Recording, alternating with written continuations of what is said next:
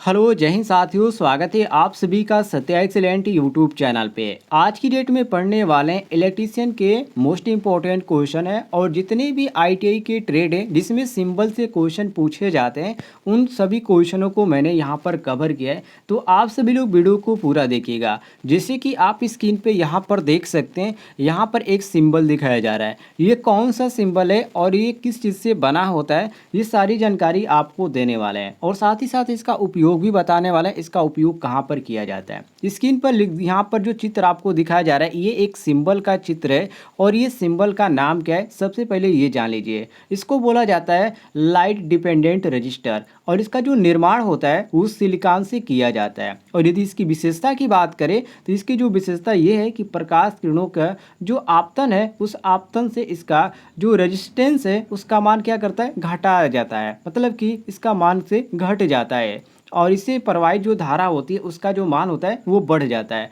और यदि इसके उपयोग की बात करें साथियों तो इसका उपयोग होता है प्रकाश नियंत्रण कंट्रोल सर्किट में। ध्यान रखिएगा, तो इसको नोट कर लीजिएगा आप, या आप इस चित्र को भी ध्यान रखिएगा। ये एक सिंबल है जो कि लाइट डिपेंडेंट रजिस्टर का है।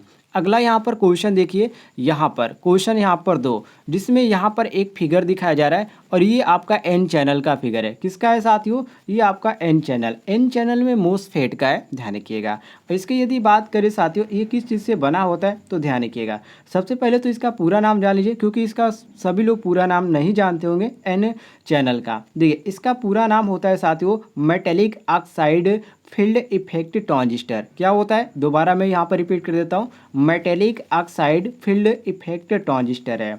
और इसका जो इलेक्ट्रॉनिक युक्ति है इसको माना जाता है, इसका ज़्यादातर उपयोग जो है इलेक्ट्रीशियन में नहीं किया जाता है। ये एक इलेक्ट्रॉनिक युक्ति है जो विद्युत धनात्मक संकेतों को प्रवाहित करने या स्विच करने के काम में ये आती है। तो इसको भी आप ध्यान रखिएगा, ये भी परीक्षाओं में कई बार पूछा गया है। तो ये इसको ध्यान रखिएगा, इसको क्या बोला जाता है, एन चैनल मोसफेट बोला जाता है।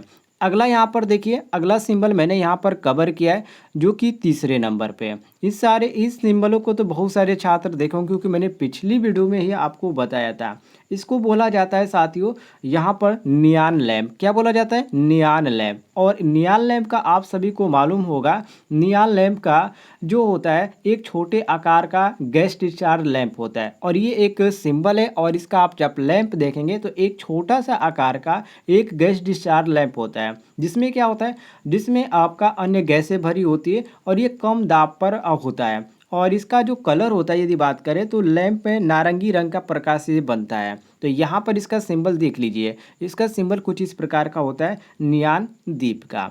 अगला यहाँ पर देखिए, अगला सिंबल हमने यहाँ पर कवर किया है जो कि ये जो सिंबल है किस चीज़ का है, इसको बोला जाता है स्कॉटकी डायोड। क्या बोला जाता है साथियों, स्कॉटकी डायोड, जो कि यहाँ पर एक तरफ आपका एनोड होता है और दूसरे तरफ कैथोड होता है। ये जो डायोड है यहाँ पर जो ये आपको चिन्हित किया गया इससे आप पढ़ सकते हैं, इसको क्या बोला जाता है, स्कॉटकी डायोड बोला जाता है। और स्कॉटकी डायोड जो होता है एक हाई स्विचिंग डायोड होता है और इसमें केवल पी जो रीजन होता है वही आपका होता है। और इसका जो रीजन पर जो मेटल लैंप होता है वो एक पतली यहाँ पर परत के अनुसार यहाँ पर चढ़ा होता है। जो अब आप लैंप देखेंगे तो आपको समझ में आ जाएगा। ये तो केवल आपका सिंबल है, तो इसको ध्यान रखिएगा, कई बार परीक्षाओं में पूछा जाता है। और अब तो सीबीटी एग्जाम हो रहा है तो बार बार सिंबल से क्वेश्चन पूछे जाते हैं। आगे बढ़ते हैं अगले क्वेश्चन पे, जो कि अगला यहाँ पर है, जो कि ये एक प्रकार का यहाँ पर सिंबल है। अब इसमें पूछा जा रहा है कि इस सिंबल का नाम क्या है। देखिए इसको क्या बोला जाता है, इसको ट्रांसफार्मर वाला लैंप के नाम से जाना भी जाता है, ठीक है। या बहुत सारे लोग यहाँ पर शॉर्टकट में T/F लैंप के भी कहते हैं। तो यहाँ पर ऑप्शन में आपको T/F भी दे दिया जाएगा या ट्रांसफार्मर भी लिखा हुआ नजर आ जाएगा, तो आप इसको कहेंगे ट्रांसफार्मर लैंप। ध्यान रखिएगा। नीचे आएंगे साथियों तो छठे नंबर पे देखिए, यहाँ पर मैंने कवर किया एक और डायोड, ये एक और यहाँ पर इसको क्या बोला जाता है, इसको जेनॉन फ्लैप दीप बोला जाता है, ठीक है।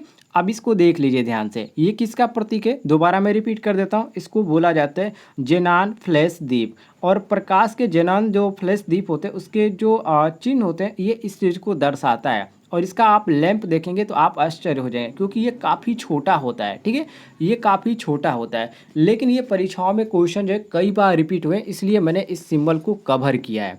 आगे बढ़ते हैं हम। अगला यहाँ पर मैंने सिंबल जो कवर किया, ये एनोड और कैथोड जो यहाँ पर एक तरफ दिखाया जा रहा है, देखिए, ये किस चीज़ का चित्र है? पहले तो मैं आपको बता देता हूँ, ये अभी आधा अधूरा है। अब इसको पूरा करने के लिए ऐसे आपको करना पड़ेगा। और ये किस चीज़ का हो गया? तो इसको क्या बोला जाता है साथियों? टनल डायोड बोला जाता है। क्या बोला जाता है? टनल डायोड बोला जाता है। और टनल डायोड का जो उपयोग होता है, गीगाहर्ट्ज़ फ्रीक्वेंसी पर जो कार्य करने वाले जो एम्पलीफायर्स होते हैं या जो ऑसिलेटर्स होते हैं, उसमें इसका प्रयोग किया जाता है। इसको ध्यान रखिएगा। तो यहाँ पर आपका एक तरफ एनोड हो जाता है और दूसरी तरफ आपका कैथोड हो जाता है। बाकी कभी-कभी यहाँ पर क्या कर देता है, बिना गोले का ही दे दिया जाता है। जैसे कि आप यहाँ पर देख सकते हैं, फिर भी आप इसको टनल डायोड ही कहेंगे, लेकिन यहाँ पर जो इसका सही पूर्ण होता है, वो आपका कुछ इस प्रकार का होता है गोले के अंतर्गत। अगला देखिए, अगला क्वेश्चन यहाँ पर मैंने कवर किया, जो कि एक तरफ आपका एनोड दूसरी तरफ कैथोड है, ठीक है। अब ये किस चीज़ का है? इसको क्या बोला जाता है? तो साथियों, इसको क्या बोला जाता है? इसको बोला जाता है वैरेक्टर डायोड। क्या बोला जाता है? वैरेक्टर डायोड बोला जाता है। और वैरेक्टर डायोड का जो प्रयोग होता है, वो हाई फ्रीक्वेंसी के लिए किया जाता है। मतलब कि जहाँ पर जो ज़रूरत होती है हाई फ्रीक्वेंसी की, वहाँ पर इसका प्रयोग किया जाता है। ज़्यादातर इसका सर्किट, रिसीवर और रिमोट कंट्रोल और जो ट्यूनिंग सर्किट होती है, उसमें इसमें प्रयोग किया जाता है, क्योंकि इन सभी चीज़ों में हाई फ्रीक्वेंसी की ज़रूरत पड़ती है। तो इसको ध्यान रखिएगा। इसका मैं दोबारा नाम यहाँ पर रिपीट कर देता हूँ। इसको क्या बोला जाता है? इसको वैरेक्टर डायोड बोला जाता है। अगला यहाँ पर देखिए, अगला ये आपके सामने कुछ इस प्रकार का फिगर है। ये भी आपका एक सिंबल है और इस सिंबल को क्या बोला जाता है साथियों? तो देखिए, इस सिंबल को बोला जाता है पीएनपी ट्रांजिस्टर। देखिए, ट्रांजिस्टर जो होते हैं, ये आपका जो दिखाया जाएगा ये आपका पीएनपी है। अभी आप कैसे जानेंगे? क्योंकि एक आपका जो होता है एनपीएन होता है और दूसरा आपका पीएनपी होता है। ध्यान रखिएगा, मैं इसको यहाँ पर कवर कर देता हूँ। देखिए, ये आपका एक हो गया और यहाँ पर दोनों में है, आपको कवर कर देता हूँ।